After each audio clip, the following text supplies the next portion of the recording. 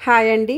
Bagara rice చాలా సింపుల్గా easy మెథడ్లో ఎలా తయారు చేయాలో చూద్దామండి. అలానే తక్కువ టైంలో కూడా అయిపోతుందండి. ఎలా ప్రిపేర్ చేయాలో చూద్దాం, వచ్చేయండి. Welcome to Anagasma kitchen and vlogs. హెల్తీగా తింటూ హెల్తీగా ఉండండి. ముందుగా గ్యాస్ మీద ఒక గిన్నె పెట్టుకోవాలండి. అంటే నేను ఎక్కువ క్వాంటిటీలో చేస్తున్నానండి, సో అందు గురించి కొంచెం పెద్ద గిన్నె పెట్టుకోవాలి. అందులో 3 tablespoon oil, 3 tablespoon ghee అండి. సో వేసుకున్న తర్వాత అది వేడైన తర్వాత అందులో మనం హోల్ బిర్యానీ సామాన్లు అండి, అంటే బిర్యానీ ఆకు, యాలకులు, లవంగాలు, దాల్చిన చెక్క, షహజీరా, మరాఠీ ముగ్గ, జాజికాయ అన్నీ వేసుకోవాలండి. సో అది ఫ్రై అయిన తర్వాత అందులో మనం ఆనియన్స్ అండ్ పచ్చిమిర్చి కూడా వేసుకోవాలి. ఇవి కొంచెం పెద్ద ముక్కలుగా కట్ చేసుకోవచ్చండి, ఇందులో సన్నగా అవసరం లేదు. ఆనియన్స్ అనేవి కొంచెం పెద్దగా ఉన్నా బాగుంటుందండి టేస్ట్కి. ఇవి వేసిన తర్వాత ఇలా ఫ్రై అయిన తర్వాత ఇందులో మనం 2 టేబుల్ స్పూన్ అల్లం వెల్లుల్లి పేస్ట్ అండి. సో అంటే ఎక్కువ క్వాంటిటీ అని చెప్పాను కదా, అందుకే నేను 2 టేబుల్ స్పూన్ యాడ్ చేస్తున్నానండి. పచ్చివాసన పోయే వరకు కూడా ఫ్రై చేయాలండి. సో అలా కొంచెం ఫ్రై అయిన తర్వాత ఇందులో మనం ఒక టమాటా అండి కట్ చేసి వేసుకోవాలి. అది కూడా పెద్ద ముక్కలు వేసేసుకోవచ్చు, ప్రాబ్లం లేదు. ఇలా వేసుకున్న తర్వాత వీటిని కూడా ఫ్రై చేసుకొని జస్ట్ ఒక 2 మినిట్స్ అండి. ఇలా కొంచెం ఫ్రై అయిన తర్వాత ఇందులో నేను మిల్ మేకర్స్ యాడ్ చేసుకుంటున్నానండి.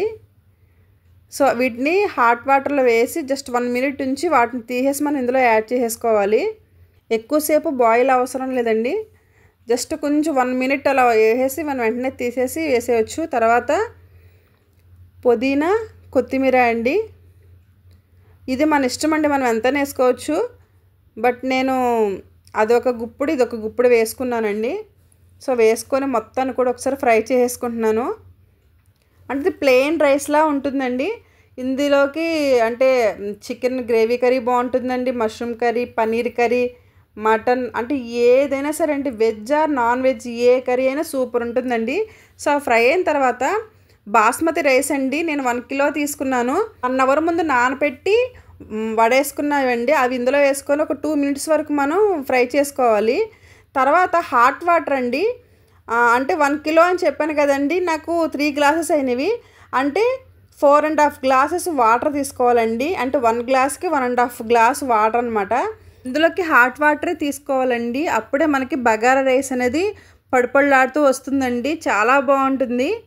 ఖచ్చితంగా నేను చెప్పిన విధంగా చేస్తే కనుక మీకు 20 మినిట్స్లో మనకి బగారా రైస్ రెడీ అయిపోతుందండి. సో టేస్ట్కి సరిపడా సాల్ట్ వేసుకొని పైన మనం మూత పెట్టేసుకోవాలి. ఒక 10 మినిట్స్ గ్యాస్ హై ఫ్లేమ్లో ఉంచి ఉడకపెట్టాలండి బాగా.